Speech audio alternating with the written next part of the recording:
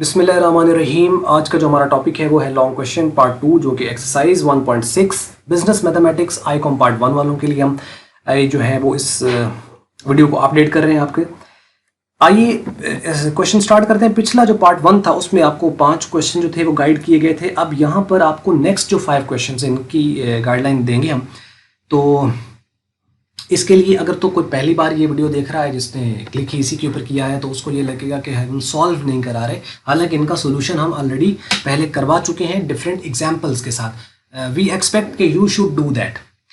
अब जो भी क्वेश्चंस आपके पास ये गिवन है, अब आपको इनको खुद सॉल्व करना चाहिए ताकि एक प्रैक्टिस हो जाए उन चीज़ों के हवाले से। हाँ, मैं बताऊँगा पूरा ही, तो उसके लिए आप थोड़ा सा ट्राई कर लीजिएगा और आंसर आप चाहें तो हमारे साथ कमेंट्स में इनके शेयर कर सकते हैं। क्वेश्चन नंबर जो 6 है, इसमें बात कर रहा है कि R departmental store sold a b pair 3-piece suit at 33.33% loss. तो ये परसेंटेज लॉस है, मीन्स के ये रेट ऑफ लॉस गिवन है। तो रेट ऑफ लॉस हमें मिल गया। अब वो कहता है amount that owner of the departmental store lost was 550। Amount जो डिपार्टमेंटल स्टोर जो था उसका जो ऑनर था उसने जो लॉस्ट की है वो 550 है। अमाउंट लॉस्ट भी दी हुई है, अमाउंट उसने जो लॉस्ट की होगी वो क्या होगा, लॉस हुआ, वो लॉस है। इसका अंदर लॉस भी गिवन है और लॉस का रेट भी गिवन है। अब आपके माइंड में फौरन से चीज पॉपअप हो जानी चाहिए कि जब अमाउंट ऑफ लॉस और रेट ऑफ लॉस दिया गया हो तो हम क्या फाइंड कर सकते हैं, हम कॉस्ट फाइंड कर सकते हैं, क्योंकि रेट किस पे बेस कर रहा होता है, कॉस्ट के ऊपर। अगर यहां पे रेट ऑफ प्रॉफिट और प्रॉफिट दिया होता तो हम तब भी कॉस्ट फाइंड कर सकते हैं, क्योंकि प्रॉफिट भी बेस कॉस्ट भी कर रहा होता है। तो यानी रेट ऑफ प्रॉफिट और प्रॉफिट दिया गया हो तो हम कॉस्ट निकाल सकते हैं, रेट ऑफ लॉस और लॉस दिया हो तब भी हम कॉस्ट निकाल सकते हैं। अब उसने कॉस्ट कही या ना कही, हम कॉस्ट निकाल सकते हैं। इस पॉइंट को माइंड में रखना है। अब अगर वो ये पूछता है तो हम निकाल देंगे फॉर्मूला लगा के, नहीं पूछता तो ये जो कॉस्ट होगी जो यहां से निकलेगी आगे कहीं ना क्वेश्चन में कहीं ना कहीं यूज होगी। देखो आगे वो कहता क्या है, कहता है what was the selling price of such suit. इस सूट की वो कहता है, ये जो 3-piece सूट थे, सच आ सूट नहीं होना चाहिए, सच सूट्स होंगे यहाँ पे, सच सूट। इनकी वो कहता है कि बताओ कि फिर उसकी सेलिंग प्राइस कितनी है।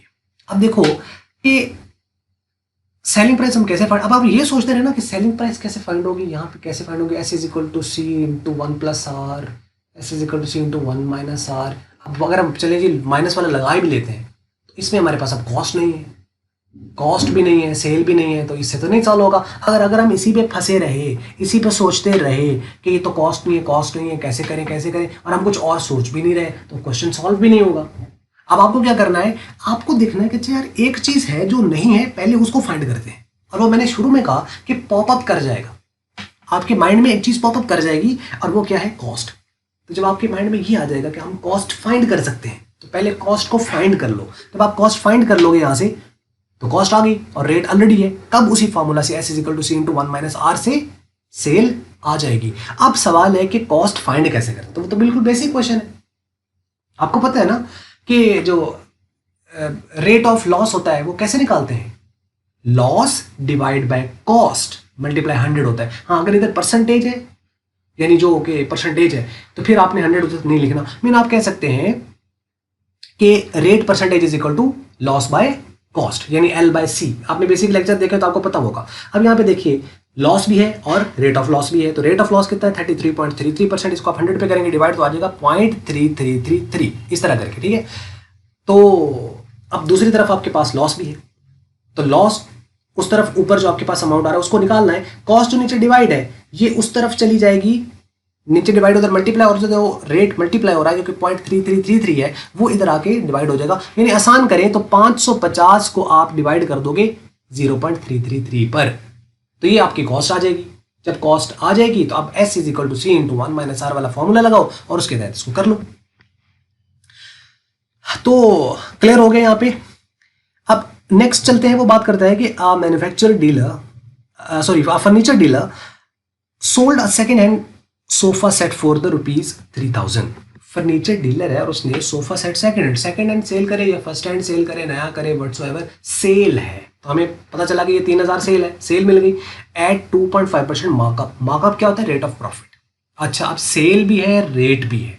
जब सेल और रेट हो तो हम कॉस्ट निकाल सकते हैं, कॉस्ट हम निकाल सकते हैं, वही वो पूछ रहा है how much did it cost, cost बताइए, चूंकि प्रॉफिट का रेट है तो फॉर्मूला कौन सा होगा, S is equal to C into 1 plus R P, ठीक है, यानी रेट ऑफ प्रॉफिट। तो आप इसको कर सकते हैं इस तरीके से। नेक्स्ट क्वेश्चन है, suppose you sold 2 buildings eight 6 lakh each, आपने 2 बिल्डिंगें बेची हैं, 6 लाख की एक है, मतलब 2 बिल्डिंग 6 लाख ईच का मतलब है कि एक बिल्डिंग 6 लाख की, मतलब दूसरी भी 6 लाख की है, तो 6 लाख की 2 बिल्डिंगें बेची, तो टोटल सेल आपको पता चल गई 12 लाख है। ऑन वन, एक के ऊपर your rate of the profit was 10%, एक के ऊपर आपको 10% प्रॉफिट हुआ, on the other you your loss was 8.5%, एक पर 10% प्रॉफिट और एक पर 8.5% लॉस। कहता है how much did you lose our gain on the total transaction, आपने कितना गेन किया, कितना लॉस किया टोटल ट्रांजेक्शन के ऊपर, ओवरऑल गेन या लॉस पूछ रहा है आपसे अमाउंट में, ठीक है, हाउ मच से पता चला अमाउंट में पूछ रहा है।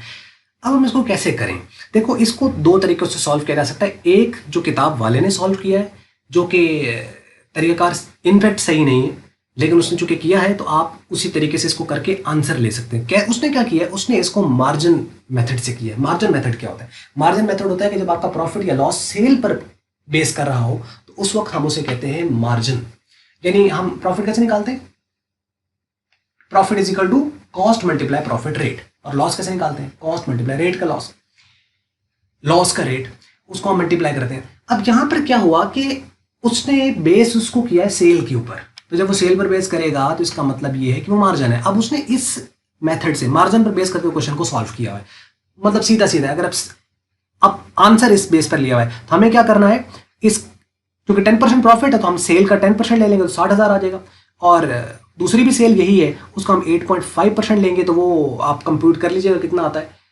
मेरा ख्याल है यहाँ पे 51,000 आता है।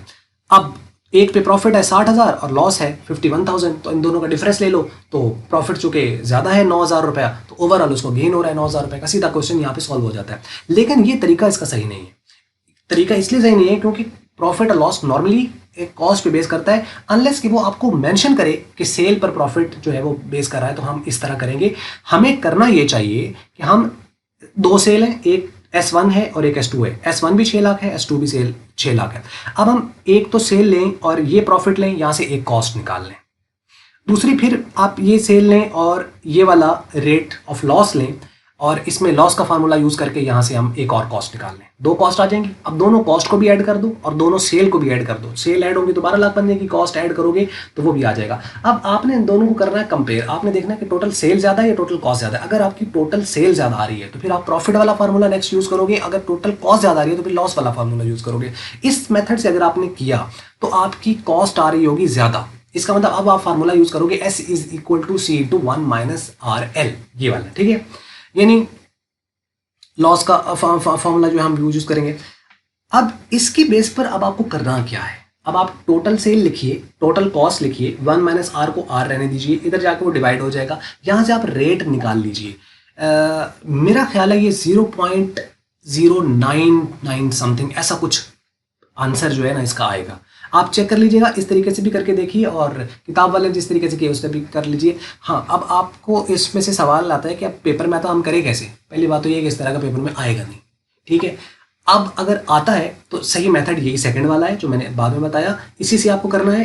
तो बाकी ये है कि बुक में तो इस तरीके से आंसर आएगा, तो कॉस्ट की बेस पर आपने क्वेश्चन को करना है, दूसरी बेस पर नहीं करना, ठीक है, सेल पर। तो उम्मीद है ये बात समझ लगी होगी। अब 9वां क्वेश्चन है, a watch was sold for 850, sold for, तो सेल मिल गई at a loss of rate. अब देखिए सेल भी है और रेट भी है तो हम कॉस्ट निकाल सकते हैं, सेल और रेट दिया हो तो हम कॉस्ट निकाल सकते हैं। फाइंड द कॉस्ट प्राइस, तो ठीक है, लॉस का फॉर्मूला यूज होगा, यानी S is equal to C into 1 minus RL, rate of loss, तो उसमें आप पुट करें वैल्यू और आपकी यहाँ पे वैल्यू आ जाएगी इसकी कॉस्ट। लास्ट क्वेश्चन है, 10 teens of ghee was sold for 4,025।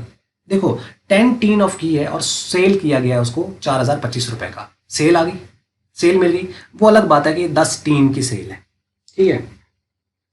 Each tin contain 7.5 kg घी, एक जो टीन है उसके अंदर 17.5 kg जो है वो घी है एक टीन में, इसको हम फिलहाल इग्नोर कर देते हैं, सोचो ये लिखा हुआ ही नहीं, आगे चलते हैं। सेल मिल गई हमें 10 टीन की, कहते हैं टोटल सेलिंग प्राइस जो है वो इंक्लूड करती है इतना प्रॉफिट। सेल में उसका टोटल जो प्रॉफिट है वो 9/1/2 है, जो कि 9.5% बनेगा। देखो सेल भी है और रेट ऑफ प्रॉफिट भी है, तो जब सेल भी हो रेट ऑफ प्रॉफिट भी हो तो क्या फाइंड कर सकते हैं?